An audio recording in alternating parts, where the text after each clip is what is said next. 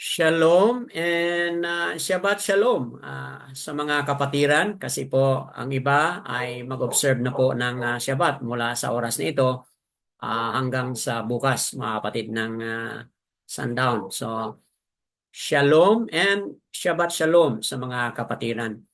Sa ating part 2 ngayon mga kapatid, nasa part 2 tayo ngayon at nasa pangwalong episode na po tayo, no?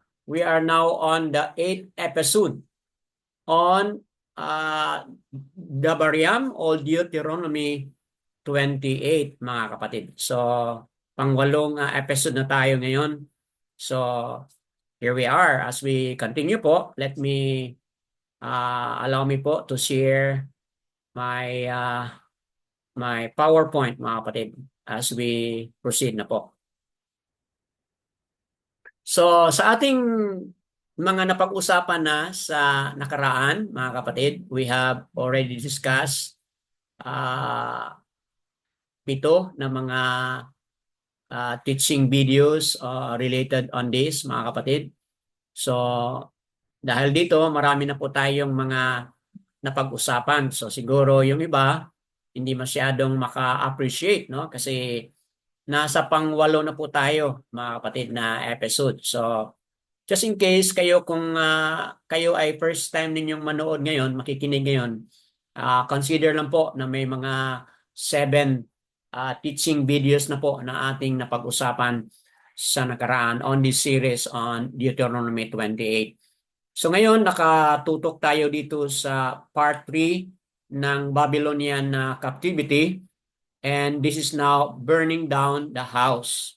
O ibig sabihin, burning down the Hayakal o yung temple na itinayo ni Shalomo o Shaloma, mga kapatid. Ito na ngayon ay sisirain na at susunugin, mga kapatid. Ito yung tutukan natin. At yan ay makikita sa Yeremyao 52, mga kapatid. So, sa nakaraan, highlight tayo sa 39 ng Yeremyao. Ngayon, highlight natin ang the last chapter, Yeremyao 52 po. So, dyan ating mababasa mamaya kung ano ba yung continuation doon sa paglusob ng Assur, mga kapatid, dito sa bansang Yehuda, the northern tribe. So we're done with the blowing of the shofar. So ngayon, mga kapatid, patuloy tayong magkilala at magpuri kay Abba Yahuwah. Tahalyam 35 verse 17. Hanggang kailan ka titingin, O Yahuwah? Iligtas mo ang aking kaluluwa sa kanilang mga pinsala, ang aking buhay mula sa mga leon. Mga kapatid, ang verse 1, ang pinag-usapan sa talata 1, ang pinag-usapan talaga dito ay si Daud. Daud is making a confession po, mga kapatid. At dito sa confession ni Daud, binibigyan niya ng halaga, mga kapatid, yung kung ano yung mga ginagawa ng kaniyang mga kalaban. Kaya may katanungan si Daud dito, hanggang kailan ka titingin, O Yahuwah? Okay? So, prayer and request o concern ni Daud, sana o nawa, mga kapatid, maawa ka sa akin, Aba, at huwag niyo pong iiwas ang inyong mga mata or ang inyong attention sa aking pinagdaanan. Okay? Na kung saan nagkakaroon po ng pagsaya o katuwaan sa kaniyang mga kalaban, mga kapatid. Kaya sinabi niya, iligtas mo ang aking kaluluwa sa kanilang mga pagpinsala at ang aking buhay mula sa mga leon. So, ganito po yung pag-describe ni Daud sa kaniyang buhay. Harap niya ang parang hinalintulad niya ng mga leon. At ito ang kanyang mga kalaban. Kaya tumingala o tumawag si Daud kay Aba Yaowa at humingi po ng tulong at awa mula sa kanya. Mga kapatid, ganun po ang pagkilala ni Daud kay Aba Yaowa. Nakakilala nga po si Daud kay Aba Yaowa. Kaya wala siyang kupas at hindi siya naglulupaypay na laging tawagin si Aba Yaowa lalo na sa kanyang mga hamon, mga challenges sa kanyang buhay. So kaya mga kapatid, ito po ang apat na mga titik sa pangalan ni Aba Yaowa. Yad, He, Uwa, He. Na kung ating pong babasahin ito, Ya, Ha, U, Ha. So ganyan po, no? From right to left. At kung atin naman pong babasahin ang transliteration, from left to right naman po tayo. Kaya, yan po, mga kapatid, no? Ya, ito yung Ha, AH. U, yan, U. And then another Ha, that is AS. Kaya, banggitin po natin yan as Ya, Uwa. Ya, Uwa po. Yahuwa po ang ating Aba na makapangyarihan na sinunod at tinawag, sinamba nila ni Abraham, Sarah, Alyao, ito si Elijah, Hasakay, Hezekiah, ito po yung Hasakya, Nehemiah, Zachariah, mga kapatid, Matatiao. Yan po ang mga pangalan talaga ng scriptural character ayon po sa pagkasalin sa Yahudiya mga kapatid. Dadako naman po tayo sa pagkilala at pagsamba ni Yahusha, unang Yaokanan, chapter 2, verse 28. At ngayon, mga munting anak, manatili kayo sa Kanya upang kung mahayag siya ay magkaroon kayo ng pagtitiwala at hindi mapahiya sa harapan niya sa Kanyang pagdating. So, ang hamon dito ni Yaokanan, mga kapatid, para sa mga munting mga anak, referring to the children. Kasi sa nakaraang mga talata, he was talking about mga adult, mga young. Ngayon, dito naman po sa mga munting mga anak, mga kapatid, or little children, mga kapatid. So, ang hamon dito ni Yaokanan is that kailangan talagang manatili. Okay? Abide, stay, and abide in Yahusha, mga kapatid. Bakit po mahalaga yun? Kasi pagdating sa panahon na siya ay darating at tayo ay naabutan ni Yahusha, na tayo ay nananatili sa ating pagtiwala ni Yahusha, mga kapatid. Then, ano mangyari?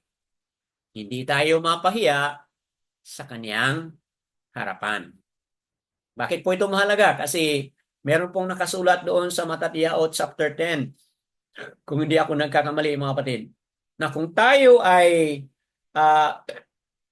kung hindi natin i-confess ang pangalan ni Yahusha sa harapan ng tao, ay hindi rin tayo niya i-confess sa harapan ni Aba Yahuwah, mga kapatid. So, kaya mapahiya tayo sa panahon na iyan at sasabihin tayo ni Yahusha ay hindi kita kilala.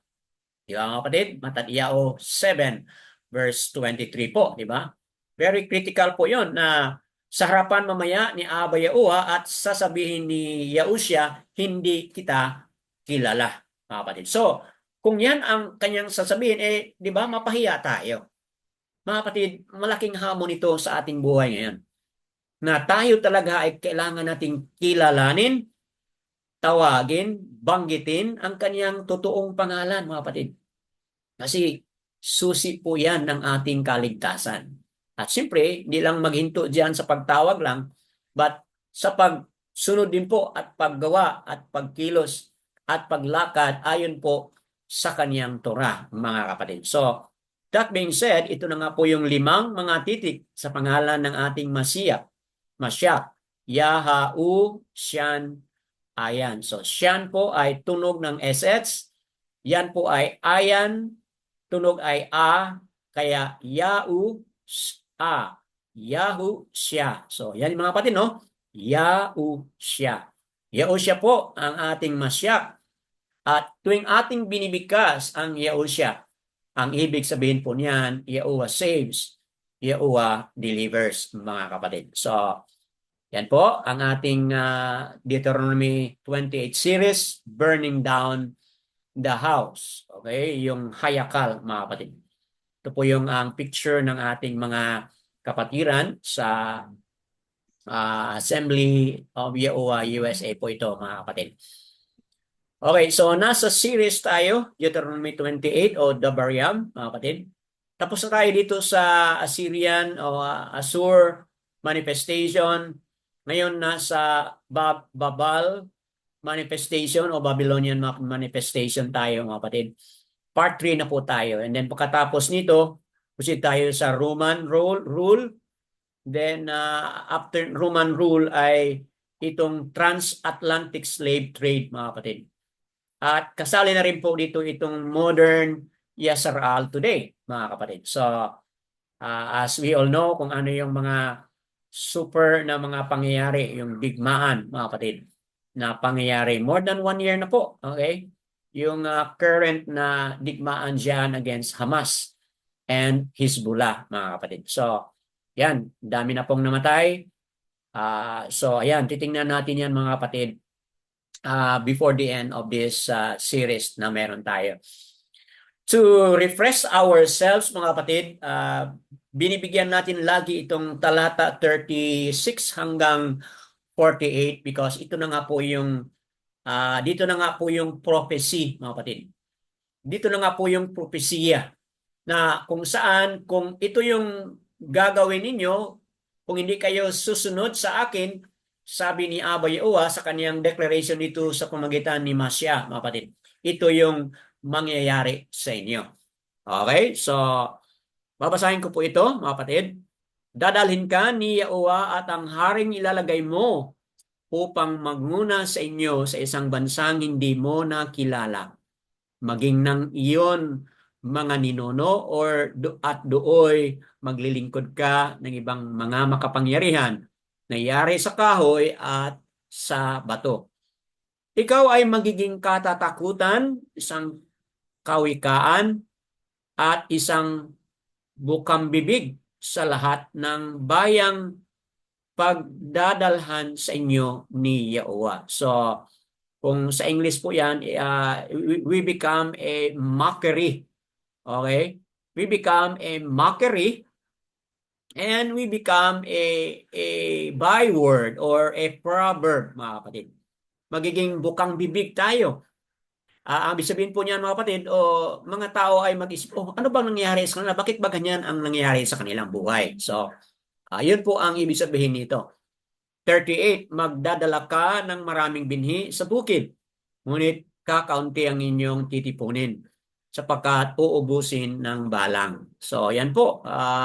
Walang baraka po, mga kapatid, kung hindi tayo susunod kay Abba Yahuwah. Yun po ang ibig sabihin nito. 41, ikaw ay magkakaanak ng mga lalaki at mga babae, ngunit sila hindi magiging sa iyo sapagkat sila ay pupunta sa pagkabihag. 43 po. Ang dayuhan na nakatira sa gitna mo ay tataas ng higit sa inyo habang ikaw ay bababa ng bababa. So yan po ang mangyayari, mga kapatid. Isang mahirap na pangyayari kapag hindi tayo susunod kay Abba Yahuwah. 45. Lahat ng mga sumpang ito ay darating sa inyo at hahabulin ka at aabutan ka hanggang ikaw ay mawasak sapagkat hindi mo pinakinggan ang tinig ni Yahuwah mong aluwa or aluwayam. At hindi mo tinupad ang kanyang mga utos at ang kanyang mga tuntunin na kanyang iniutos sa inyo. So, yan po talaga, mga kapatid, mawasak ang buhay ng tao kapag hindi susunod ni Abba Yahuwah, mga kapatid. So, yan po, verse 46. Ang mga iyon ay maging isang tanda at isang kababalaghan sa iyo at iyong lahi magpakailan man, mga kapatid. Verse 47, sapagkat hindi ka naglingkod na may kagalakan at may kasayahan ng puso ni Yahweh mong aluwa o aluwayam dahil sa kasaganaan ng lahat ng mga bagay. Last po, kaya't maglilingkod ka sa inyong mga kaaway na susuguin ni Yahweh laban sa inyo. Sa gutom, uhaw, kahubaran, at kakulangan ng lahat ng bagay. Lalagyan ka niya ng isang pamatok na bakal sa iyong liig hanggang sa maibubuwal ka. So ito na nga po yung magiging outcome, mga kapatid. So napag-aralan at napag-discuss na po natin ito, mga kapatid. And now nasa pang-8 episode na tayo at napatunayan na po natin, mga kapatid, na ang lahat ng ating mga binasa ito ay talagang naging totoo sa bansang Yasaral. Is already accomplished. At ngayon, patapos tayo sa bansang Yehuda, which is the southern tribe o the southern kingdom, mga kapatid. So, ayan, we've looked at what happened to Jerusalem and the people because Sadkayao, or another way of saying it, Zedekiah, had chosen to disobey Yahweh. So dahil itong hari na ito sa ating napag-usapan na mas pinili niya kasi gustuhan niyang pinili na mag-suwail, mag-disobey po sa tinig ni Abba Yahweh. Today we will continue and discover what had happened to the city. And in this episode, we will see from our reading that the houses, okay, yung mga malalaking bahay doon sa Jerusalem, including the house of Yahweh, yung hayakal kung saan naitayo po ito, naitatag ni Shalomo, mga kapatid, o Shaloma, talagang nasunog po sa panahon nito. The consequences of the sin of the previous rulers and the current leader are very dangerous and severe, mga kapatid. And these are the effects of not following the words of Yahweh as set forth sa Devarim o Deuteronomy 28, mga kapatid. So, yan po ay introduction lamang at patuloy tayo sa ating mga pagbasa at sa ating mga pag-unawa sa mga talata na ito. At this time, hihingi po ako ng somebody na pwede pong magbasa mula sa Jeremiah 52 verses 1 to 3 po. And then patuloy po tayo hanggang sa verse 6. Okay, sino po yung pwede mag-volunteer, mga kapatid?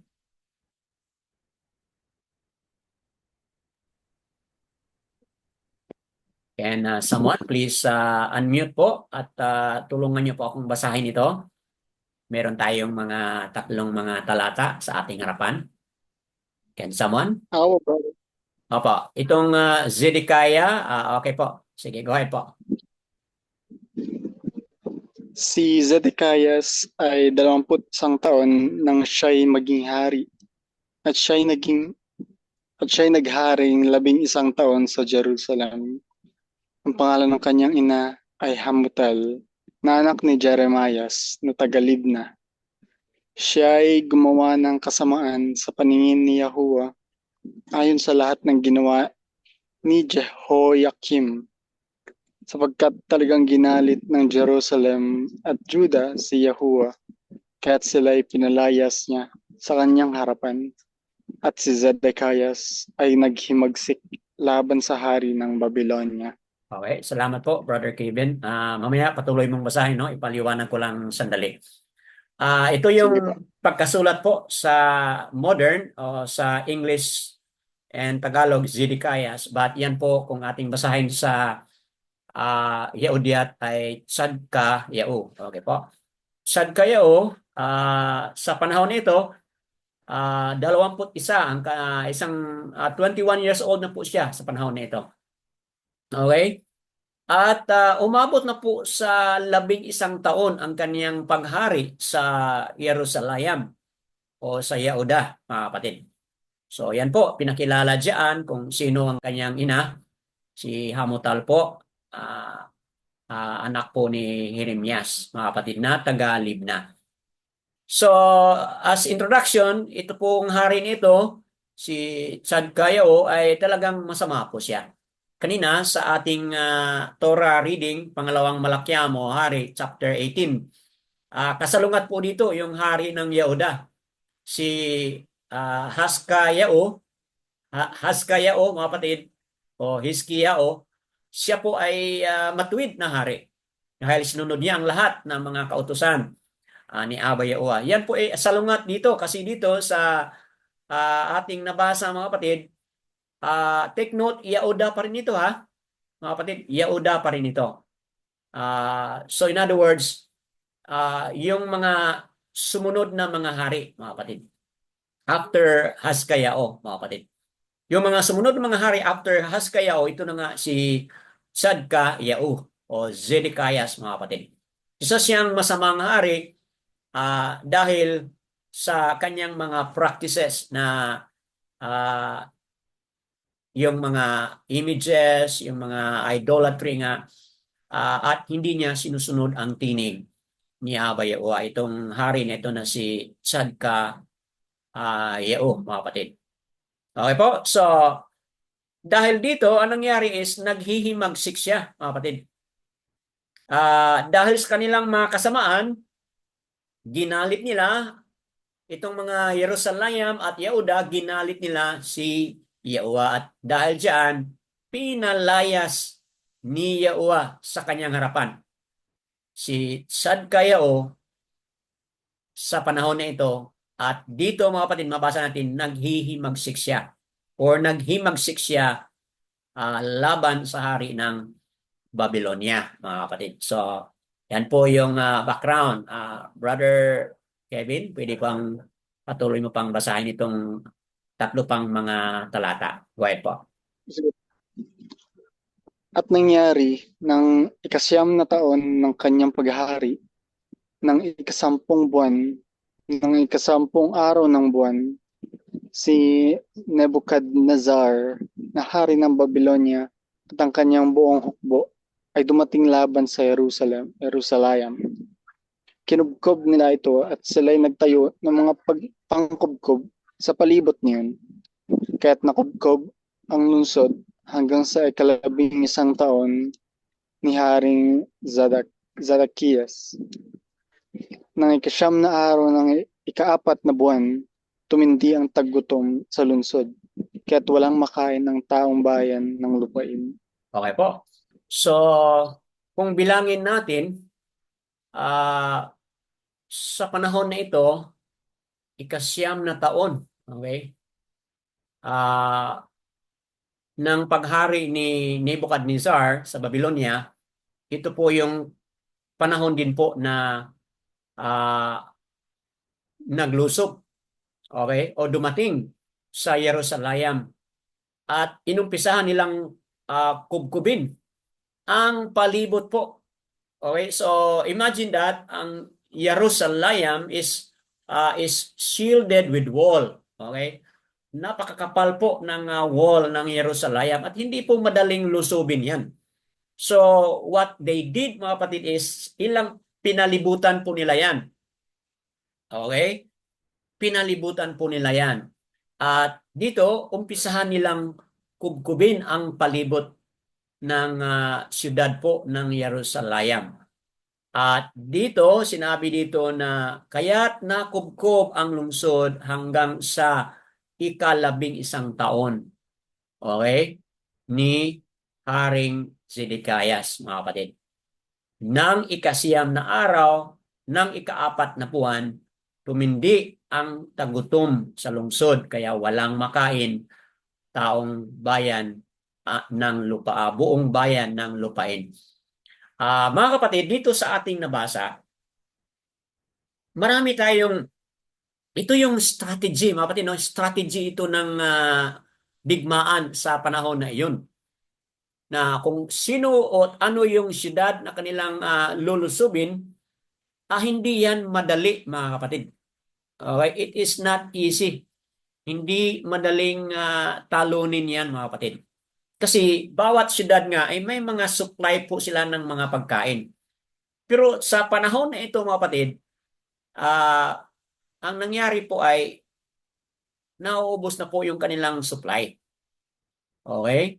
Kasi nga po, this has been there for almost 2 years na, mga kapatid, yung kanilang circumstances nito, mga kapatid. So, kaya dahil diyan, talagang nagkaroon po, mga kapatid, no? Nagkaroon po ng kakulangan sa supply po, mga kapatid. Okay? Nagkakaroon po ng kakulangan ng supply ng pagkain. Kaya nagkaroon po sila ng gutom. So, kung wala ng pagkain at wala ng supply, so anong mangyari sa mga sundalo, di ba? Manglulupaypay po 'yon, manghihina, lalo na yung mga defender, mga kapatid. Okay po? Now, meron tayong mga important points dito na na-highlight ko, mga kapatid, referring to realities po.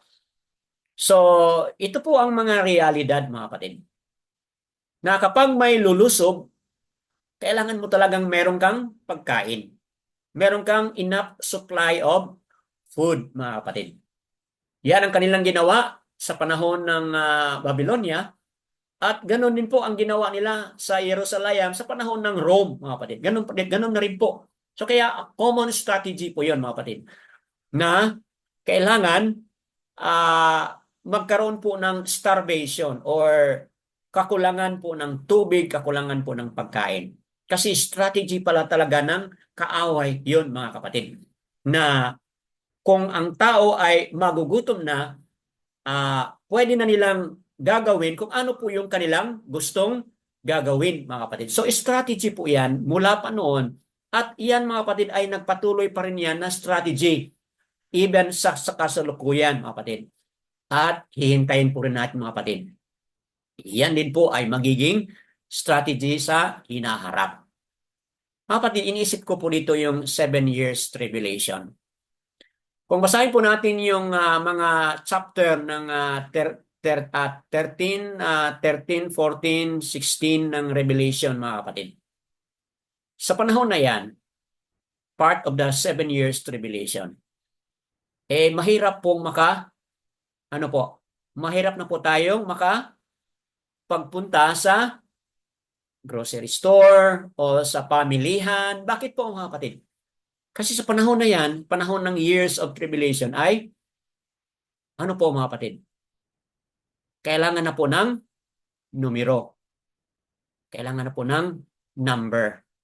At kung wala kang number, mga kapatid, ay hindi ka makapag-purchase at hindi ka makapagbenta, mga kapatid. So yung 666 na number na iyan na nabanggit sa Kazon, mga kapatid, darating po yan sa panahon ng years of tribulation. At dahil diyan, mga kapatid, yan po pala ay strategy ng kaaway.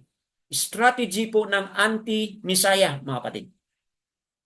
Yun, strategy po ng anti-Messiah yun, para ma-pressure yung lahat na sangkatauhan, mga kapatid. Natatanggap na lang sila ng numero. Okay, whatever that number is, mga kapatid, as a way to control the whole humanity sa panahon na yan, mga kapatid, talagang mapilitan ang mga kapatiran natin. Tayo ay mapilitan, mga kapatid. Please take note. Ninuman na tatanggap sa number na iyan, mga kapatid. Oo, makabili tayo ng pagkain kung ano yung gusto natin bibilihin sa panahon na yan. Pero mga kapatid, 7 years lang po yun. Kailangan tanggapin natin at kailangan tiisin natin yung years of tribulation na yan. Kasi strategy lang po ng kaaway yan upang mag-give in tayo kasi nga wala na tayong pagkain at wala na tayong mainom sa mga panahon na yan. Kaya, a piece of advice, mga kapatid. Kung meron po kayong lupa at meron kayong farm, it's about time, mga kapatid, na magtanim ng maraming mga pagkain na kakanin, mga kapatid, upang sa panahon ng tagutom dahil years of tribulation, kung kailan man mangyari yan. At least meron tayong kahit papaano, konti, marami man o konti, whatever that is, at least meron tayong makain, mga kapatid. But kung sakaling wala naman talaga tayong makakain at maluluto, nawa, di natin makalimutan, mga kapatid. May sinabi po si Yahushua sa Matthew chapter 4 verse 4. Man does not live on bread alone, Huwag nating kalimutan po yun, mga kapatid. Okay? Oo, may mga darating siguro na mga starvation dahil diyan. But take note, mga kapatid, tayo pa rin ay mabubuhay sa pamamagitan ng mga salita ni Abba Yahuwah. So that being said, nais ko pong i-connect dito sa ano yung napag-usapan natin sa Torah reading kanina, na kailangan palakasin po natin ang ating pananampalataya, ang ating pagtiwala kay Abba Yahuwah. Kailangan palakasin po natin ngayon habang may panahon pa po tayo, mga kapatid. Kasi darating po ang panahon na yan na wala na tayong ibang mapaghawakan kundi ang kanyang mga salita upang magkakaroon tayo ng lakas at patuloy pa rin na mabuhay kahit sa kahirapan sa panahon na iyan, mga kapatid. Yada Yaowa po. Let's proceed po sa next na mga talata. Salamat po, Brother Kevin. Can I ask another volunteer? Marami pa tayong mga readings dito po. Anyone? Kaya Brad. Opo, salamat, Brother Yasar Yao. Go ahead po. Itong tatlong talata na to. Opo, at meron pang susunod nito. Go ahead po. Sige po, sige po. Yeremiyahu 52 verse 7. Nang magkagayoy gumawa ng butas sa lungsod at lahat ng lalaking mandirigma ay nagsitakas at lumabas sa lungsod ng kinagabihan sa daan ng pintuan sa pagitan ng dalawang pader na nasa tabi ng halamanan ng hari. Samantalang ang mga Kaldeo ay nakapalibot sa lungsod at sila'y tumakas patungong Araba. Verse 8, ngunit hinabol ng hukbo ng mga Kaldeo ang hari at inabutan si Sedekia sa mga kapatagan ng Jericho at ang buo niyang hukbo ay nagkawatak-watak. Kanilang hinuli ang hari at kanilang dinala siya sa hari ng Babylonia sa Ribla Hmm. sa lupain ng Hamat at siya'y hinatulan ng hari. Okay po. Hanggang diyan lang muna, no? Mamaya patuloy mo pa. Sige Paliwanag po. ko lang ng konti, mga kapatid. So, ang continuation nito, mga kapatid, is that ah tumakas na nga. Di ba? Yun man ang sabi ni Aba Yaoa sa pamamagitan ni Yaramyao. Kapag ikaw tumakas, anong sinabi ni Aba Yaoa? Talagang mahahabol ka, hindi ka maka-escape kapag ikaw tumakas. So, ang option binigay ni Aba sa ating napaliwanag na sa nakaraan, surrender ka na lang. Surrender ka sa Babylonia, surrender ka at hindi ka mapahamak. Pero mas pinili ni uh, Sadkayao o Zedekias, mas pinili niyang tumakas at hindi mag-surrender. Okay? So kaya ito yung nangyari. O nga, nung binutasan na nila, okay, na laman ng mga Kaldeo at doon hinabol sila, kapatid. At banda doon sa may Jericho, mga kapatid, dito po na inabutan po si Sadkaya o Zedekiah, mga kapatid. Okay? At dahil diyan, hinuli ang hari at kanilang dinala sa hari ng Babylonia sa Ribla. Okay? So diyan po sila dinala, mga kapatid. Okay? So abangan natin, nung dinala sila doon, ano yung sunod na nangyari. Brad, pwede bang patuloy mo pa ang uh, talata 10, Sige po. 11, at dyan lang.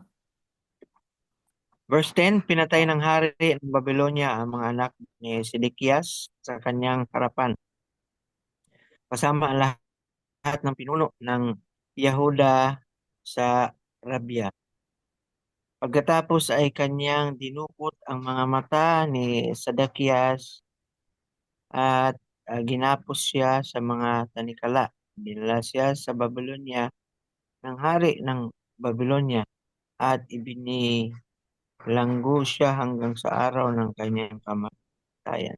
Okay po. So, salamat po, Brad, sa pagkabasa, Brother Yasario. So, mga kapatid, sa nabasa ni Brother Yasario, natutuon na po yung ating nabasa kanina sa Dabaryam 28 na maaabutan ka ng mga sumpang ito. So, you see, naabutan talaga si Haring Tsadkayao at anong nangyari, mga kapatid? Tingnan mo yan, no? Pinatay ang kanyang mga anak. Nung sila'y dinala na doon sa harapan ni Nebuchadnezzar doon sa Ribla, mga kapatid, anong ginawa? Siya, no? Mga anak ni Sadkayao ay pinatay sa harapan niya. O di ba ano yung binasa natin kanina? Ang inyong mga anak na mga lalaki at mga babae, okay, ay magkakaroon po ng problema, mga kapatid. Di ba yung ating nabasa kanina? Ngayon, sa harapan talaga mismo ni Sadkaya o Zedekiah, pinatay ang kanyang mga anak. Dagdag pa niyan, mga kapatid, ang mga pinuno din po ng Yahuda. Pinatay din po doon sa Ribla, mga kapatid. At pagkatapos ng makita ni Sadkaya o Zedekiah itong lahat nito, anong ginawa sa kanyang mata? Dinukot po. Okay? His eyes were removed. So imagine that, mga kapatid, ang dilim sa buhay na wala ka ng mata. Okay? Ginapos siya. Okay? Pagkatapos, dinala doon sa Babylonia at doon ay binilanggo siya, mga kapatid. Hanggang sa araw ng kaniyang kamatayan. So what a painful death, mga kapatid. Sana mas okay na lang yun na nabilanggo siya pero makakita pa siya. Pero wala na, hindi na siya makakita, mga kapatid. Sobrang dilim. Dilim na dilim ang buhay na wala na siyang mata, mga kapatid. So, yan po ang nangyari sa kanya. Take note, mga kapatid, itong mga nangyari. All these things will happen before your eyes. Okay? Itong lahat na ito nangyari sa kanyang harapan, mga kapatid. One can be forgiven, but the consequences are still in effect, mga kapatid. O nga, mahabagin si Aba kapag tayo ay hingi ng kapatawaran, papatawarin tayo, mga kapatid. But hindi po tayo exempted sa consequences po ng ating paglabag, ng ating pag-disobey. So, malagang lesson po yun, mga kapatid, na ating maisabuhay at na-highlight po natin, mga kapatid. Okay po? So, natutuo na po. All these things will happen before your eyes. Talagang nangyari at natutuo sa buhay ni Tsadkayao, mga kapatid. Can we invite another reader? Salamat po, Brother Exactly Tequilio or Yasario. Salamat po sa pagbasa. May I ask po another volunteer? 52 verses 12 hanggang 16. Mga kapatid. Anyone would like to kindly unmute lang po. Tulungan nating basahin ito. Anyone? Ako, Brother Dan. Salamat po, Sister Lilita. Jeremiah 52:12. Nang ikalimang buwan, na ikasampung araw ng buwan, na siyang 19 na taon ni Haring Nebuchadnezzar, hari ng Babylonia, pumasok sa Jerusalem si Nebuzaradan na pinuno ng bantay na naglingkod sa hari ng Babylonia. 13. Kanyang sinunog ang bahay ni Yahuwah, ang bahay ng hari, at lahat ng bahay sa Jerusalem. Bawat malaking bahay ay sinunog niya. 14. At pinabagsak ng buong hukbo ang mga Kaldeo, nakasama ng pinuno ng bantay ang lahat ng pader sa palibot ng Jerusalem. 15. Pagkatapos ay dinalang bihag ni Nebuzaradan na pinuno ng bantay ang ilan sa pinakadukha sa bayan at ang nalabi sa mga tao na naiwan sa lungsod at ang mga takas na tumakas patungo sa hari ng Babylonia kasama ang nalabi sa mga manggagawa. 16. Ngunit iniwan ni Nebuzaradan na kapitan ng bantay ang ilan sa mga pinakadukha sa lupa upang maging tagapag-alaga ng ubasan at mga magbubukid. Hallelujah. Yan ay Yawa po. Brother Raynel, please lang po, recorded po ang ating discussion ngayon. Pwede ba, Brother Raynel? Please lang po, i-mute. Brother Raynel, please po, pakimute kasi ongoing po ang ating recorded at message dito. Salamat po. Mga kapatid, sa nabasa na ni Sister Lilieta, dito natin patuloy na nasubaybayan kung ano po yung nangyari sa Jerusalem. Pumasok na dito si Haring Nebuchadnezzar at sinunog ang bahay ni Yahuwah. Ibig sabihin, yung hayakal, yung temple na kung saan itinayo ni Solomon. Dito mga kapatid ay sinunog nila. Kasabay nito yung bahay po ng hari. Kasabay po niyan mga kapatid ay yung mga malaking bahay ng Jerusalem, mga kapatid. So, ganun katindi yung nangyari sa Jerusalem. Ibig sabihin na wipe out na rin po yung kanilang mga tahanan. Pati na rin po mga kapatid ang mga pader ng Jerusalem ay nabagsak na rin po mga kapatid. Okay, ma-imagine mo kung ano yung dala kaya ng mga sundalo. Okay, siguro ang dala nila ay talagang mga kagamitan para wasakin pati pa yung mga pader, mga kapatid. So, ganun katindi ang nangyari sa lungsod na ito, mga kapatid. Okay po? So, pagkatapos, sinabi dito, dinala ang mga bihag. Okay, ang mga bantay, ang mga pinuno, pagkatapos, dinala nila. Ito sila ni Nebuzaradan na pinuno or ng bantay, mga kapatid. Anong ginawa niya, mga kapatid? Itong mga pinakadukha sa bayan ng Yehuda sa panahon na ito ay naiwan sila, mga kapatid. Okay? So, sino yung mga pulubi? Sino yung mga mahihirap? Sino yung mga parang wala nang kakayahan na magsilbi pa sa hari ng Babylonia? Iniwan po sila doon, mga kapatid. Upang sila po yung mag-alaga. Ano kanilang gagawin, mga kapatid? Sila ay mag-alaga po sa ubasan at sila po yung magiging magbubukid o yung magiging farmer sa panahon na iyan, mga kapatid.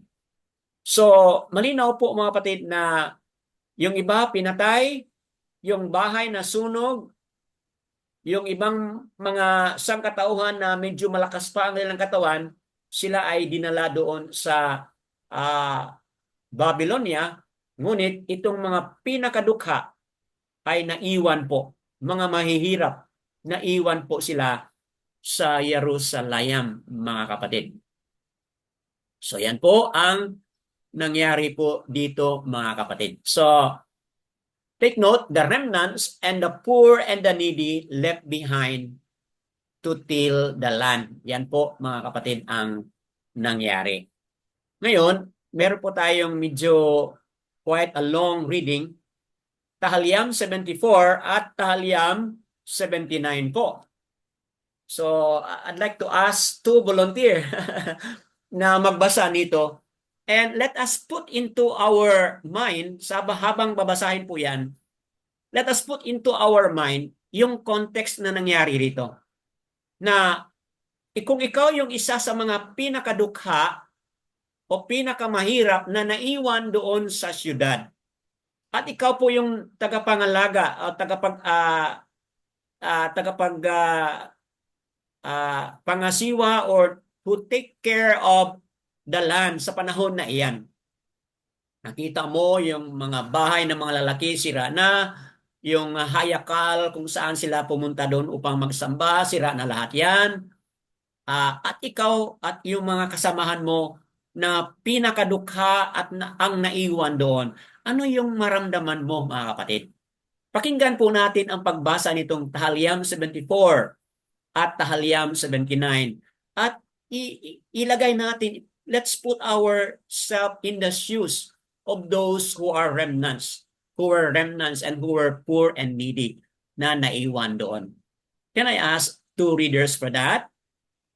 Sige, Brad. Ako, Brad. Okay, sa Tahalyam 74 ang sa iyo, Brad. Who wants to read Tahalyam 79? Okay po? Pwede Ako ba? na lang po, Brother. Opo, Brother Ron, Tahalyam 79, and then Brother Yasar Yao, Tahalyam 74. Go ahead po, Brother Yasar Yao. Sige po. Tahalyam 74, verse 1. O Aloha, why hast thou cast us off forever? Why does thine anger smoke against the sheep of thy pasture? Remember thy congregation which thou hast purchased of old, the rod of thy inheritance, which thou hast redeemed, this Mount Zion, wherein thou hast dwelt. Lift up thy feet unto the perpetual desolations, even all that the enemy has done wickedly in the sanctuary. Thine enemies roar in the midst of thy congregations. They set up their ensigns for signs. A man was famous according as he had lifted up axes upon the thick trees. But thou they break down the carved work thereof at once with axes and hammers. Verse 7. They have cast fire into thy sanctuary, and they have defiled thy casting down the dwelling place of thy name to the ground.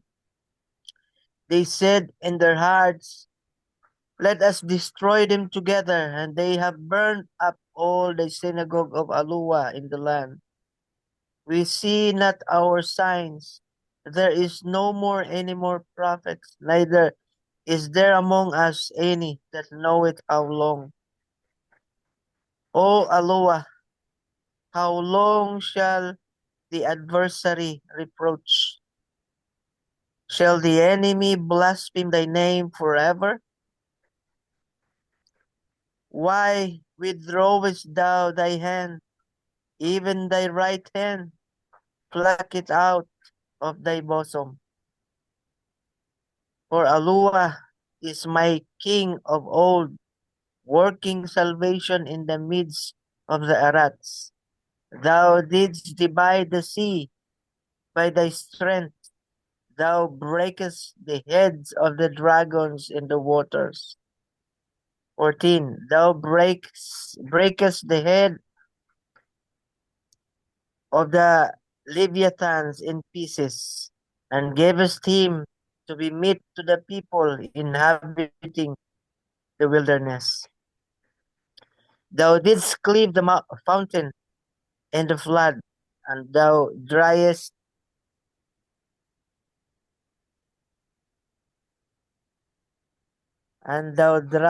up mighty rivers. Verse 16. The day is thine, the night also is thine. Thou hast prepared the light and the sun. Thou hast set all the borders of the earth, and thou hast made summer and winter. Remember this, that the enemy hath reproached, O Yahuwah, and that the foolish people have blasphemed thy name. O deliver not the soul of thy turtle dove unto the multitude of the wicked, Forget not the congregation of thy poor forever. Have respect unto the covenant, for the dark places of the earth are full of habitations of cruelty. Oh, let not the oppressed return ashamed. Let the poor needy praise thy name. Arise, O Alua, plead thine own cause. Remember how the foolish man reproaches thee daily. 23 and last, forget not the voice of thy enemies, the tumult of those that rise up against thee increaseth continually. Yadayo po. Let's shout together mga kapatid, no? Let the poor and needy, verse 21, let the poor and needy Poor and needy, praise your name. praise your Praise name. your name. So yun po mga kapatid, ang napakabigat dito na nasulat ni Asaph ito, kwento ng mga remnants. Habang binasa ni Brother Yasariao, damang-dama ko po yung kanyang feeling, yung kanyang emotion mga kapatid.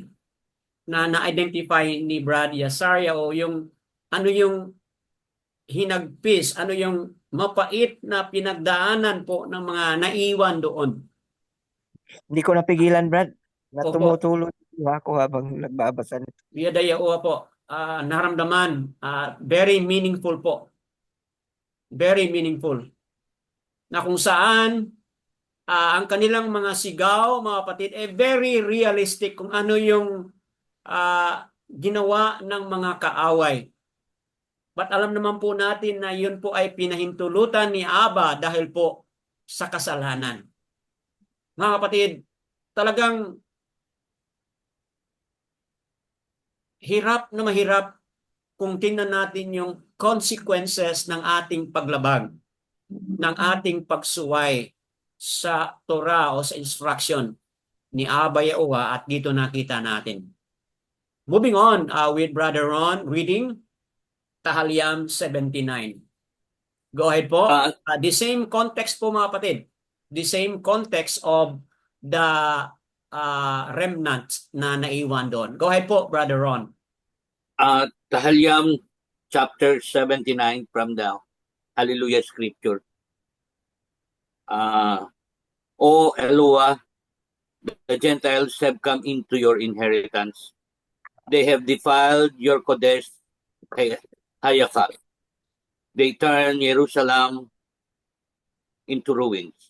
Chapter 2, they have given the dead bodies of your servants as food for the birds of the Shamayim, the flesh of your kind one to the wild beasts of the earth. Chapter 3, verse 3, they have poured out their blood like water all around Jerusalem with no one to bury.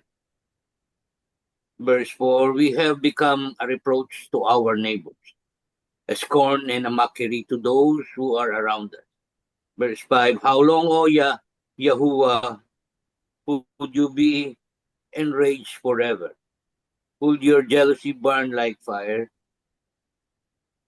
Verse 6, pour out your wrath on the Gentiles who have not known you, and on reigns that have not called on your name.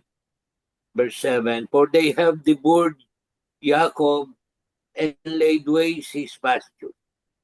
Verse 8, do not remember against us the wickedness of the fathers. Let your compassion speedily meet us, for what we have been greatly weakened.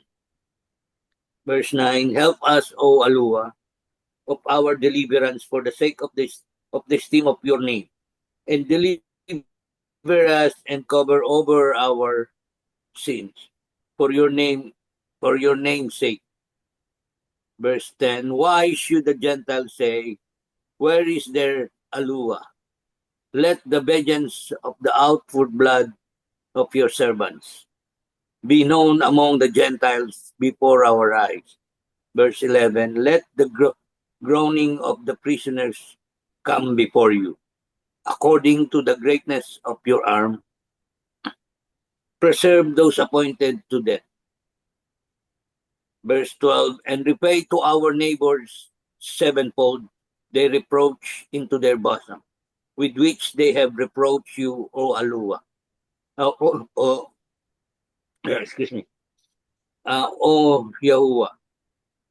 And we, your people and the sheep of your pasture, we give thanks to you forever. From generation to generation, we shown forth your praise. Yada Yada Yahuwah. Yada Yahuwah. So mga kapatid, sa nabasa ni Brother Ron, malinaw po dito mga kapatid sa nabasa ni Brother Ron na asap pa rin ito ang nagbanggit dito mga kapatid. Malinaw dito na oo, may galit si Aba, pero ngayon Asaph is trying to ask for favor. Na maawa si Aba at tingnan ni Aba yung kalagayan ng kaniyang mga sangkatauhan, itong descendants ni Jacob sa na-mention diyan. But having said that, mga kapatid, Psalmist Asaph, nag-declare na rin po siya na yung justice ni Aba, ipaabot niya doon sa mga neighboring Gentile nations who have done this mockery to the house of Abba Yahuwah. So, that being said, oo, ginamit ni Aba na instrument yung Babylonia upang ipanis, at yung tindi ng galit ni Abba Yahuwah katulad ng isang fire through sa instrumentality ng mga Babylonia. But later on, mga kapatid, dahil sa kanilang ginawa, sila din po ay napanis later on, mga kapatid.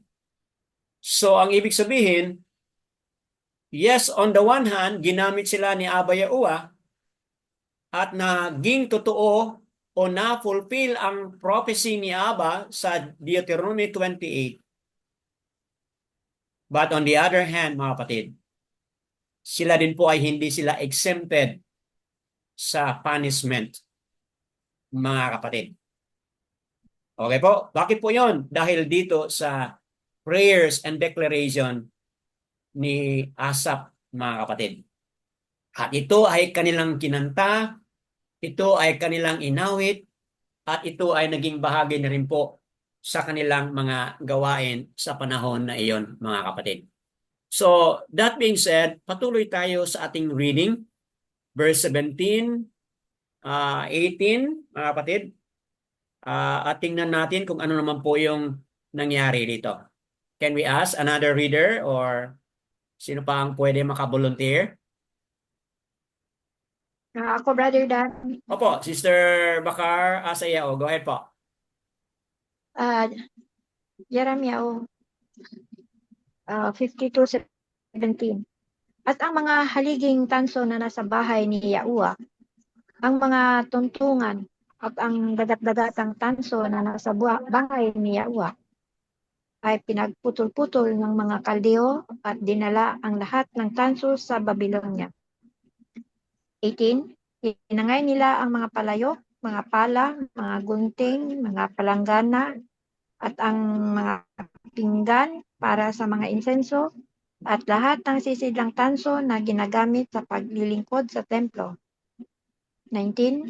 Gayon din ang maliliit na mangkok, mga apuyan, mga palanggana, mga palayok, mga ilawan, mga pinggan para sa insenso, at mga inumang mangkok. Lahat nangyari sa ginto at pilak ay dinalang lahat ng kapitan ng bantay. Okay po. Bago ka magpatuloy, Sister, paliwanag ko ng sandali, mga kapatid. Ito na po nga ang susunod na pangyayari. Verses 17 hanggang sa 23, ito na nga, mga kapatid, ang ating nabasa dito.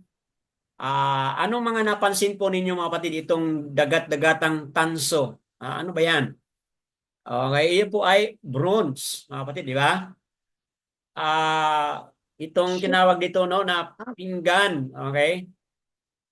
Palanggana, mga ilawan.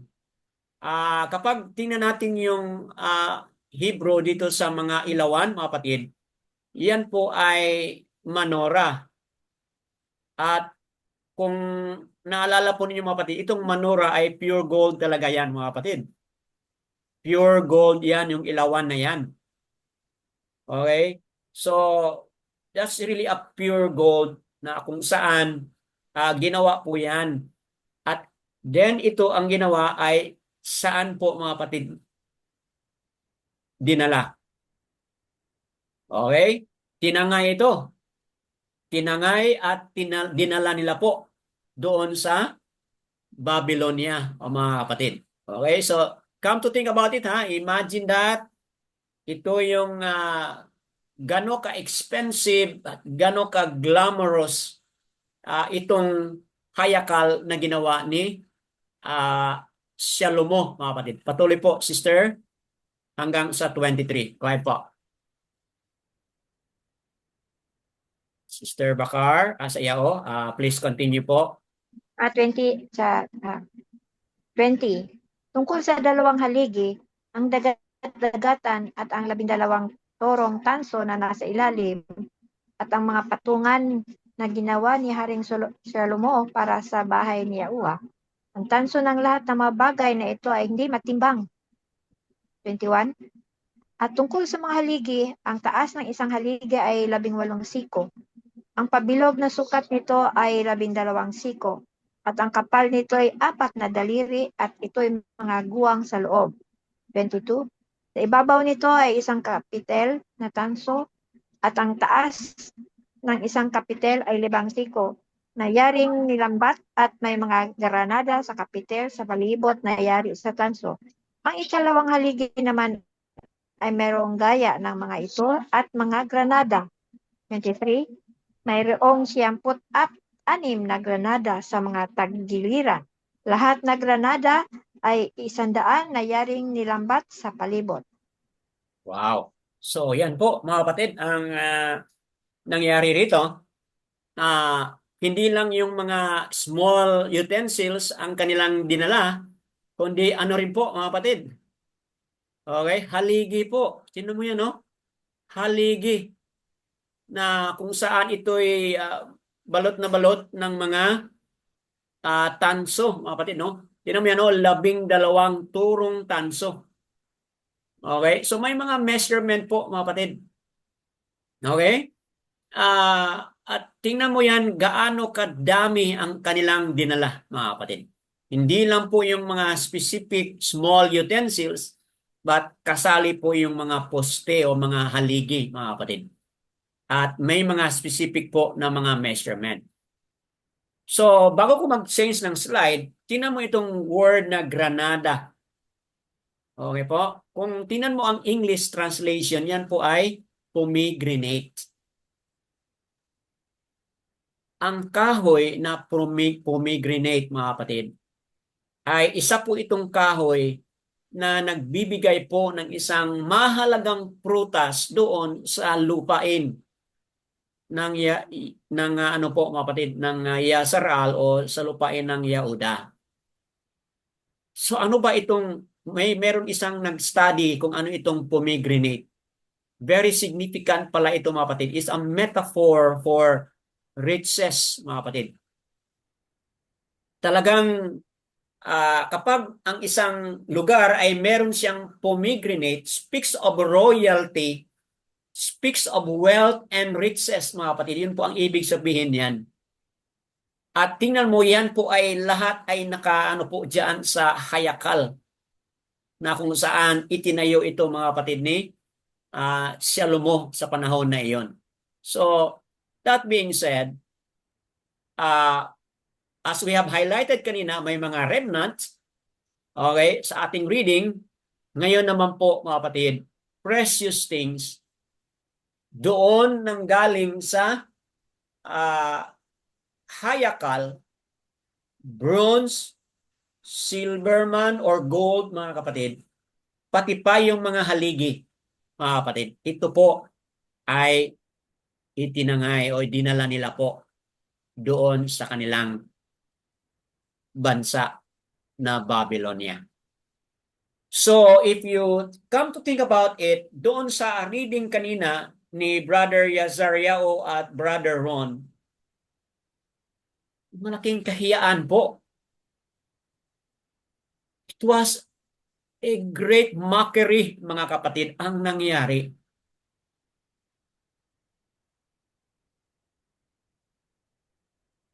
Diba? Sa talata 47 kanina, mga kapatid, o 37 rather. Dabaryam 28:37. Ating nabasa po kanina, mga kapatid. Kung kayo ay suwail at hindi sumunod sa akin, anong sabi po ni Abba? You will become a mockery. You will become a byword. You will become a proverb. Na ang ibig sabihin po niya, mga kapatid, maraming mga taong magtaka. Ano ba ang nangyari sa bayan na ito? Saan na ba ang kanilang makapangyarihan? Bakit hinayaan na maging ganito ang kanilang kalagayan? Yan po, mga kapatid, magiging bukang bibig ang maging sa kanilang kalagayan, mga kapatid. So, that being said, basahin po natin ang unang hari, chapter 7, verse 40. Can I ask another reader? And then maghanda na rin po. Jeremiah 52, 24 hanggang sa 34, mga kapatid. Anyone would like to read unang hari, chapter 7, 40 to 41, para i-compare natin kung ano yung ginawa o tinayo ni Shalomo, mga kapatid, na hayakal. Yan po ay description sa itinayo ni Shalomo o Solomon na hayakal. Can I ask a reader? 1 Kings 7:40 hanggang sa 51.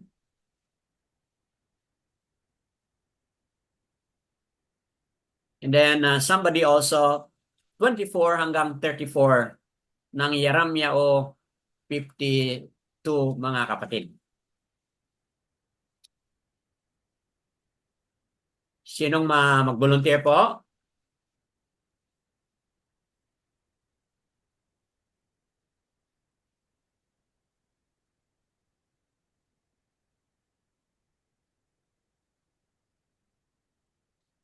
Someone would like to read? Unang hari, 7:40 hanggang 51 po. English, Brother Dan, pwede. Opo lang. Okay, go ahead po, Sister Lilieta. The First King 7:40 verses 51. Lahat po, Brother Dan. Opo. And Hiram made the pots and the shovels and the bowls, and Hiram completed doing all the work that he was to do for sovereign Shimolo on the house of Yahuwah. The two columns and the bowl-shaped capitals that were on top of the columns, and the two networks covering the two bowl-shaped capitals which were on top of the columns, and the 400 pomegranates for the two networks, 2 rows of pomegranates for each network to cover the two bowl-shaped capitals that were on top of the columns, and the 10 stands and the 10 basins on the stands, and the 1 sea and 12 oxen under the sea, and the pots and the shovels and the bowls, and all these utensils which Hiram made for sovereign Shlomo for the house of Yahuwah were of polished bronze. 46. The sovereign had them cast in clay in the district of Yarden between Sukkot and Shardan. 47. And Shlomo left out all the utensils because they were many, nor was the weight of the bronze searched out. 48. So Shlomo made all the utensils for the house of Yahuwah the altar of gold, and the table of gold on which was the showbread. 49. And the lampstands of refined gold, 5 on the right side and 5 on the left, in front of the speaking place, with the flowers and the lamps and the snuffers of gold. And the basins and the snuffers and the bowls and the ladles and the fire holders of refined gold and the hinges of gold, both for the doors of the inner house, the most Kadosh place, and for the doors of the house of the Hekal. 51. Thus all the work which sovereign Shlomo had done for the house of Yahuwah was completed. And Shlomo brought in the Kadosh items of his father David, the silver and the gold, and the utensils, and he put them in the treasuries of the house of Yahuwah. Hallelujah. Hallelujah. So, Yadayawa po. So, ito yung mga pinag-usapan doon sa ating reading kanina, mga kapatid, na nabasa ni Sister Bakar sa Yao. Ngayon dito na-confirm naman po sa binasa ni Sister Lilieta kung saan yun po pala yung mga details na ginawa sa panahon pa po ni Shalomo. At ngayon, dito mga kapatid, nadala na po, natangay na po doon sa Babylonia. So come to think about it, those are sacred. Okay? Those are made apart. Those are utensils. At bahagi ng hayakal, mga kapatid. Ngunit ngayon, natangay na po doon sa Babylonia. So, that being said, dito na po tayo sa ending part ng Jeremiah 52. Can I call another volunteer, mga kapatid? Jeremiah 52 verses 24 hanggang sa 34 po.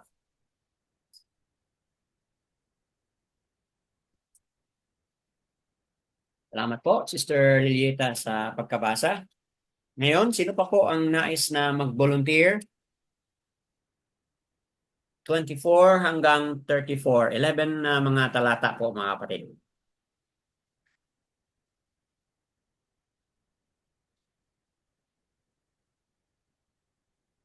So ito na po yung to complete the story.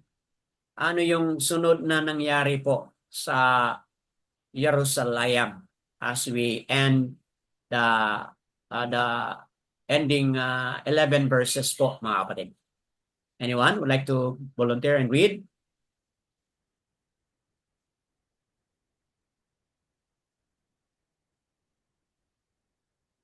Nandiyan pa ba si Nicole or Brother Kevin?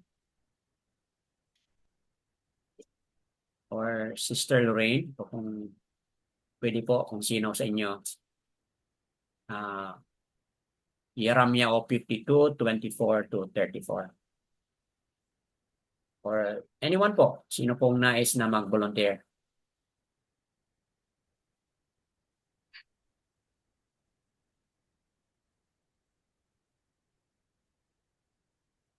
Okay po, to save the time. And the chief of the guard took Seraiah, the chief Kohen, and Shipaniah, the second Kohen, and the 3 doorkeepers. So, ito na nga po yung mga continuation, mga kapatid, no? Kung ano yung nangyari doon sa mga buhay pa na chief Kohen, at itong second Kohen, okay? Itong 3 doorkeepers, anong mga nangyari sa kanila? Verse 25.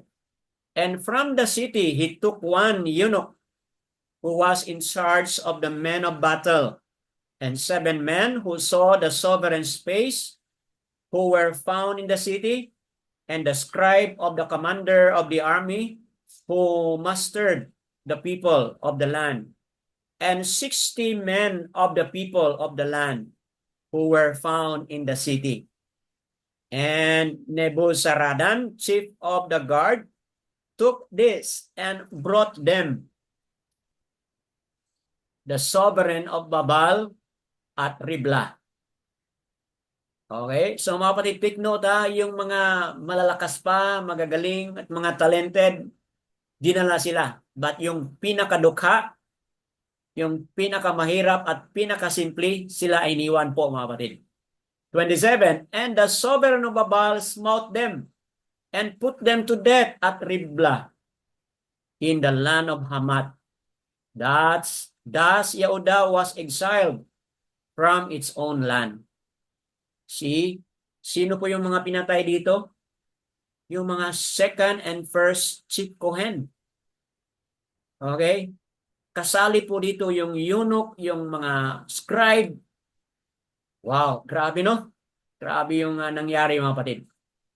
These are the people whom Nebuchadnezzar exiled in the 7th year, 3023 Yehudim. In the 18th year of Nebuchadnezzar, he exiled from Jerusalem 832 beings. In the 23rd year of Nebuchadnezzar, Nebuzaradan, chief of the guard, exiled of the Yehudim 747 beings. All the beings were 4,600. So ito sila mga kapatid ay buhay at in-exile sila. And it came to be in the 37th year of the exile, Yehoiakim, okay, Yehoiakim, sovereign of Yehuda, in the 12th month, on the 25th of the month, that evil Merodach, sovereign of Babal, in the first year of his reign, lifted up the head of Yehoiakim, sovereign of Yehuda, and brought him out to prison. So, ito pala si Yehoiakim, siya po yung pinakalas na naputulan po, no? Lifted up his head. Okay? And spoke kindly to him, hindi pala naputulan, no?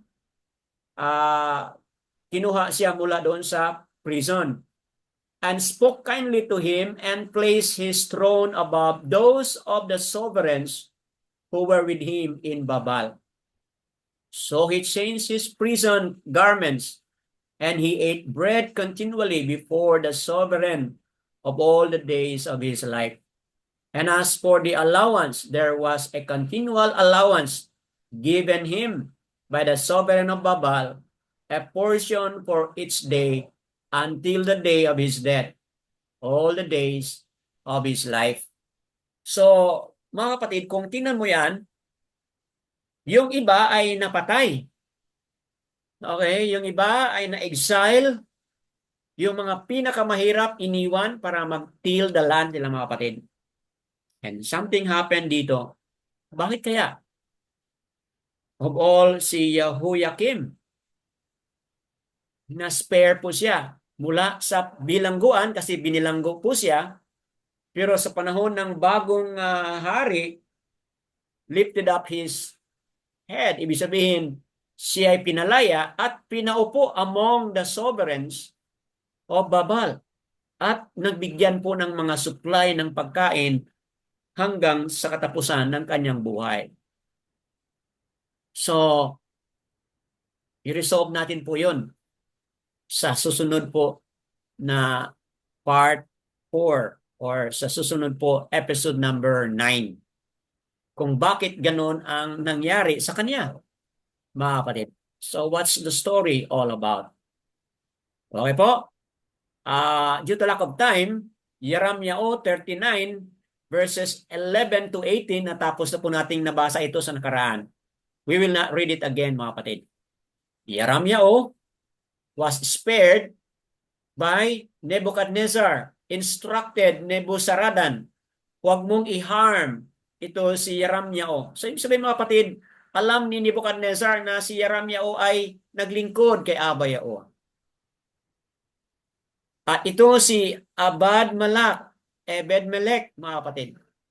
Sa atin ang nabasa, was the one who rescued Yeremyao, was the one who rebuked Tzadkayao o Zedekiah na hindi tama yung kanyang ginawa dito sa alagad ni Aba Yaowa, mga kapatid.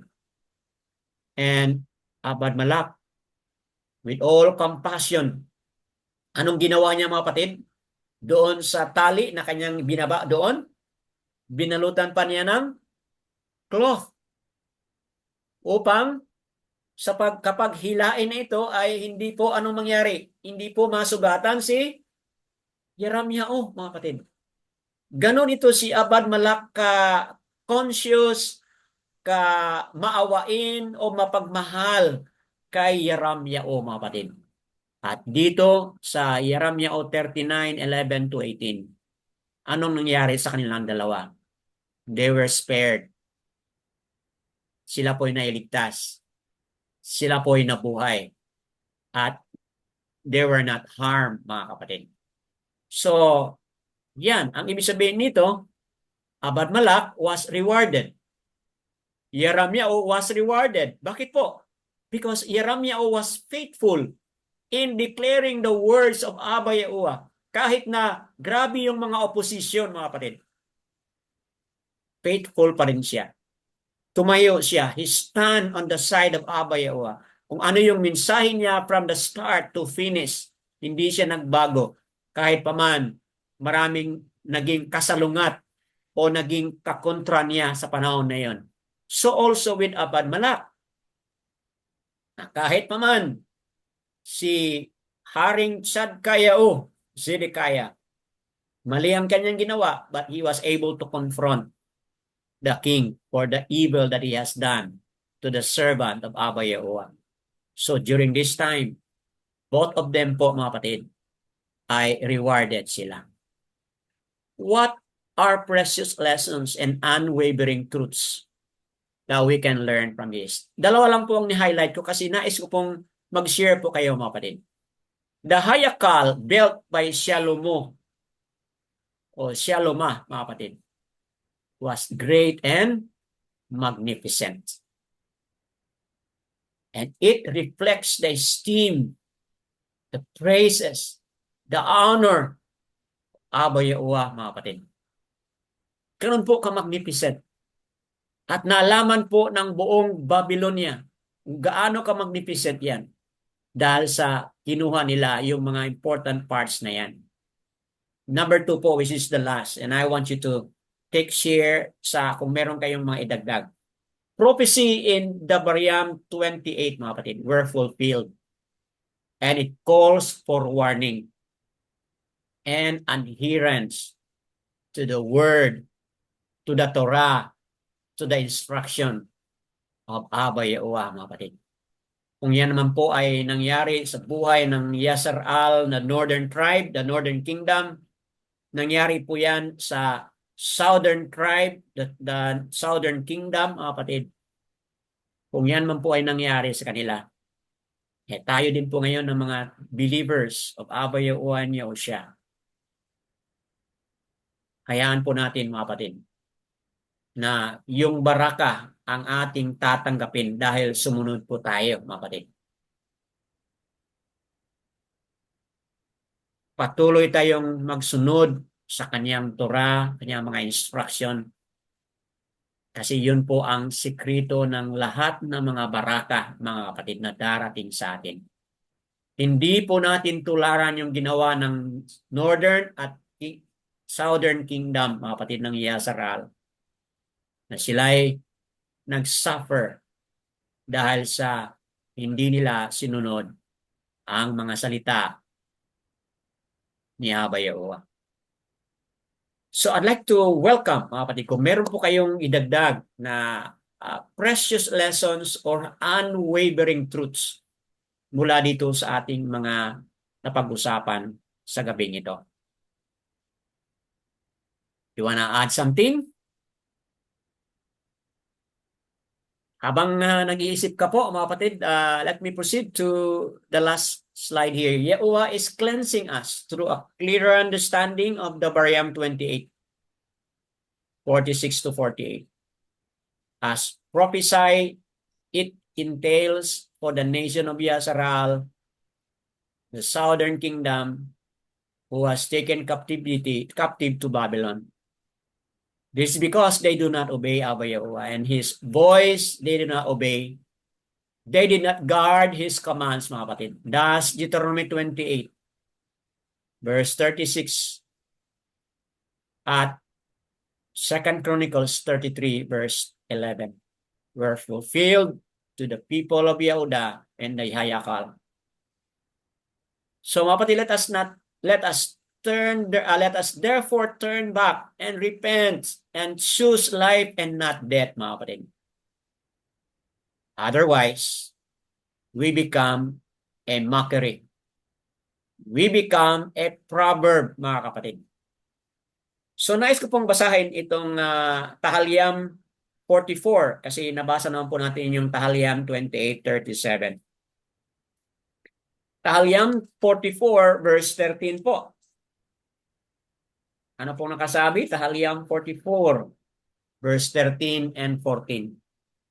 You make us a reproach to our neighbors, a scorn and a mockery to those round about us. You make us a proverb among the nations, a shaking of the head among the peoples. Yan po, mga kapatid, ang gagawin ni Abba Yahuwah kapag hindi tayo manumbalik sa Kanya, hindi tayo mag-repent, at kung hindi tayo susunod. We shall become a mockery and a proverb, a byword to others and to those who are around us. What is this message to you, mga kapatid? If you have something to contribute, feel free lang po. Kayong mga manunood sa Republish, meron ba kayong nais na itanong at i-share, ibahagi? Please let us know, mga kapatid. Ito po yung ating link mula sa mga kapatiran natin sa Assembly of Yahuwah USA, mga kapatid. Anyone would like to share? Meron ba kayong mga precious na mga lessons and unwavering truths na nakukuha nyo dito, mga kapatid? Brad Annie, Opo, Brother Ron, go ahead po. paki-guide lang po ako sa ano. Di ba po si Shalomo is considered the most intelligent, Opo, the wisest king. the wisest king Opo. among, okay? And during his reign or sovereign, everything comes to him. Dahil nung bata pa po siya, di ba, ang hiningi niya kay Abba Yahuwah is wisdom and not Tama po. wealth or material things, right? Tama But po. then, since wisdom has been given to him by our Abba Yahuwah, every material things of all or Nagsunod yung po. mga sumunod po lahat. Opo. Kasi po nung binasa ko po nung araw yung King 1 and 2, isa lang po yung na-appreciate ko regarding kay Haring Solomon. Di ba po si Haring Solomon had 700 wives and 300 concubines? Baliktad po. 300 wives, 700 concubines. 300 concubines, okay. Opo. But then there are no mention about that offended Abba Yahuwah. I mean, si Daud po is nagkasala din, di ba? Pagdating sa babae, Opo. yung asawa ng kanyang sundalo ninasa niya. But they were never mentioned na yun ang kanilang naging offense kay Abba Yahuwah. Si Solomon po, being the most intelligent king or person in the world, was lead to astray. Hmm. by one of his, I don't know if his wife or concubine. Hindi niya po nabantayan yung kanyang pananampalataya kay Abba Yahuwah during his old age. Hmm. Ang natatandaan ko lang po doon is nung magalit po si Abba Yahuwah kay Solomon, ang sinabi na 40 years after your death, Yisrael will be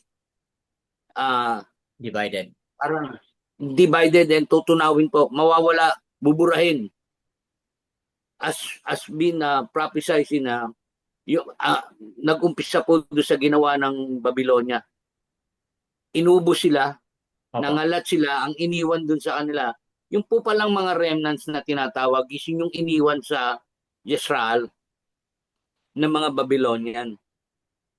Kasi po before, ang alam kong remnants is yung pumunta sa iba't ibang bayan, yung nangalat. Yung napunta sa Germany, napunta sa Amerika, napunta kung saan-saan po. Yung palang remnants is yung pong nandun sa Israel pala talaga, yung iniwan. Hmm. Yung pong mga mahihirap at mga walang anuman. Opo. And what I realized dun sa mga nabasa po kanina, kahit yung inoffer ni yung inalay ni Shalomo kay Abba Yahuwah was so grand, so grand, and so parang kumbaga, parang it is just, you can call it simply a wonder. Hmm. Kumbaga, pag napunta kayo dun sa kanilang hayakal, Opo. is maano po kayo, mamamangha kayo kung yung description pa lang nung Opo. Kasi nabasa ko po sa lahat ng first class, lahat ng ginto, silver and everything, lahat ng precious pumunta po lahat sa Israel because of King Solomon. Tama po. But then ang masama pong nangyari is yun nga po, hindi niya binantayan yung kanyang pananampalataya. He was led astray by one of his wife or concubines to kneel down in front of Baal. Yun po ang nakinagalit sa kanya ni Abba Yahuwah. Parang kumbaga lumuhod siya sa sa lesser God or whatever they call it. Yung Opo. pong hindi, yun po yung the first commandment ang nalabag ni Opo. ni Haring Solomon. Tingnan mo. Yung pong first commandment ang kanyang na hindi nasunod. Tama po. Kaya po in-apply yung And alam niyo po, katulad ng sinabi ko kanina, kahit na po lahat ng ginto, pagsamasamahin nyo na at sabihin yung Abba Yahuwah, ito po para sa inyo. Kung hindi nyo naman po susundin ng tapat yung kanyang kalooban, Hmm. yung kanyang kautusan, Wala pa rin. baliwala po lahat sa kanya yun Tama. Di ba pinaburan niya lahat yun. Kumbaga, pinasamsam niya sa mga kaaway ng Israel. Tama po. Di ba? Pinayagan po ni Abba Yahuwah na mawala lahat yun dahil kumbaga wala pong bagay sa kanya yun Hmm. Yung mga material na yun. Ang importante po sa kanya ang puso natin at ang kaluluwa natin. No matter how much we offer, how precious we offer, if we are not being obedient and loyal to Abba Yahuwah, nothing will going to profit. Parang ganun po. Opo. Yun lang po, Brother Danny. Yada. Kada Yahuwah po. Yadayawa po, mga kapatid. So nga po, mga kapatid, no? Law number 1, no? Dito sa ating guide, no? Unang commandment, you have no other mighty ones against my face. Yun po ang number 1 violation ni Shalomo. Nung mulang tanggapin na niya itong mga babae na inoffer sa kanya mula sa ibang mga surrounding ng mga bansa. Kasi dala nila po yung kanilang mga mighty ones din po. So bawat babae na tinanggap niya, may mga harem o may mga lugar po yan na may mga altar na rin po, dala-dala nila yung kanilang mga mighty ones. So Ibig sabihin, naging idolatrous na po si Shalomo. At pangalawang violation niya, you do not make for yourself a carved images. Kasi together with it ay yung mga images na rin po ng mga mighty ones na yan. So, ibig sabihin, if you sum it up, at the start, tama ang ginawa ni Shalomo. Tama ang kanyang hiningi.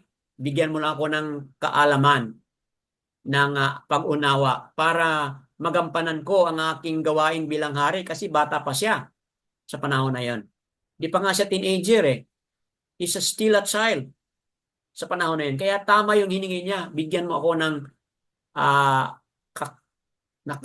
bigyan mo ako ng kakama, wisdom, upang magkaroon ako ng bayana or pagkaroon ako ng pag-unawa at ma-handle ko properly yung inyong kaharian ng Yasaral. So, yun, tama yung kanyang hiningi.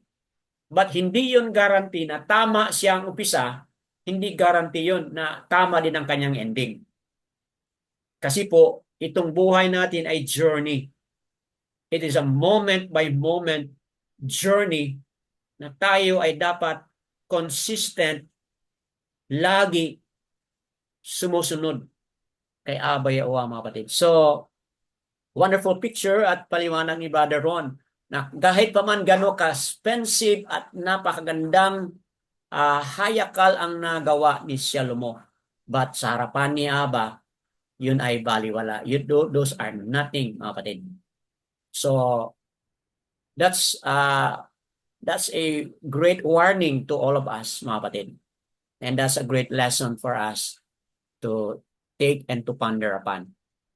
Bago tayo magtapos, meron pa bang one na nais na mag-share din po bago tayo magtapos? Shalom, Brad. Go ahead po, Shalom, Brother Yazariel. Go ahead po, Brad. dagdag ko lang po doon sa mga sinabi ni Brother Ron din Opo. na napakahalaga po talaga yung hindi lang po yung pagiging loyal natin kay Abba, kasi po maraming bagay po talaga na mako-consider natin na maaaring magiging instrument ng kaaway upang tayo pabagsakin, ilihis ng landas. Number one na nga po niyan sa buhay po ni Shalomo, even from his father itself, na ang nakikita ko po talaga kung pagdating po sa babae, sorry to say this po pero hindi naman pagdi-discriminate or pag po sa mga kababaihan, mas makapangyarihan po sila pagdating sa kalalakihan kahit na hari po napapasunod pagdating po sa halimbawa ganon sa mga asawa at concubines ni Haring Shalomo ay posible po talaga na dahilan lang po doon sabihin na lang natin na dahil lang po sa pag-ibig nalihis po ng landas si Shalomo ang kanyang puso, ang tawag nito, ang kanyang loyalty. Kasi po maaring gamitin yun ng kaaway o halimbawa nung babae, asawa niya man yun o concubine, na sige, pag hindi ka sumunod o hindi ka mag-kneel down or bow down sa kinikilala na mighty ones noong sino man yun para bagang may kondisyon kumbaga. So, yun yung precaution na rin sa atin, warning na kapag may condition na pagdating sa choices natin, umatras ka na. Alam mo na yung ibig sabihin doon. At lagi po natin tatandaan yung higit na pipiliin natin na kahit sa anumang bagay ay yun talagang iyan ba ay makakapagpapalapit sa atin kay Abba lalo? Opo. O yun ay makapaglalayo po sa atin? Tama. It's not a matter of being the first and the last, nauna ka man na nakakilala or nahuhuli, but it's a matter of choice pa rin yung pagpili po talaga, kaya nga po sa buhay ni Salomo, sinabi po niya sa kanyang sulat, vanity of vanities, walang kwenta, walang kabuluhan at walang kabuluhan lahat ng mga bagay. At kinukonclude niya po doon sa kanyang sulat sa Ecclesiastes na let us hear the conclusion of the whole matter. So dalawa lang ang sinasabi po niya. Fear Yahuwah and keep His commandments. So diyan pa lang po, kapag may takot po tayo sa Kanya, at kahit na sabihin natin medyo pumalpak man tayo sa pagtupad sa kautusan, ibabalik niya po talaga tayo sa Kanyang presensya eh. Kapag ka po talaga namumutawi sa ating mga puso't isipan yung takot Opo. na tayo po ay malayo sa Kanya o tayo po ay mapahamak, no matter ano man po yung nagawa natin pagkakamali, still we should recognize ourselves na tayo po talaga hindi po talaga tayo malakas, hindi po tayo makapangyarihan. Bagkus kailangan po talaga natin yung kanyang kalakasan, yung kanyang kapangyarihan, yung shalom, lahat po ng bunga ng Ruach HaKodesh na siyang dapat manatili sa atin upang sa gayon maging victorious po tayo sa lahat ng bagay. Kan. Yun lang po. Yada. Yada Yahuwah po, mga kapatid, sa na nabanggit na, nais ko lang pong tapusin dito sa nabanggit na ni Brother Ron at Brother exactly, mga kapatid. Oo, 300 wives, 700 concubines. Hindi po ibig sabihin yon na sundin natin yon kasi sa conclusion nga sa nabasa na ni Brother Yasario, Ecclesiastes o Kohalat chapter 12 verse 13. Let us hear the conclusion of the entire matter. Revere Yahuwah and guard His commands. For this is all. This is to all mankind. So, revere Yahuwah and guard His commands. Ibig sabihin, kung bakit yun ang conclusion ni Salomo, kasi napagtanto na niya na nagkamali siya, mga kapatid. Ngunit, bago siya namatay, nakapag-recover din po siya, mga kapatid. Na-recognize at na-realize niya yung kanyang pagkakamali. So, that being said, mga kapatid, ano kaya sa buhay natin? Ano kaya sa ating journey ngayon? Kayong mga manunood sa Republish, kung ano man po ang inyong mga katanungan, pwede po kayong mag-share at mag-leave your comments po kung meron kayong mga katanungan. At kayo din pong mga manunood na has been following Abba Yahuwah. What a strong reminder. What a stern warning to all of us, mga kapatid.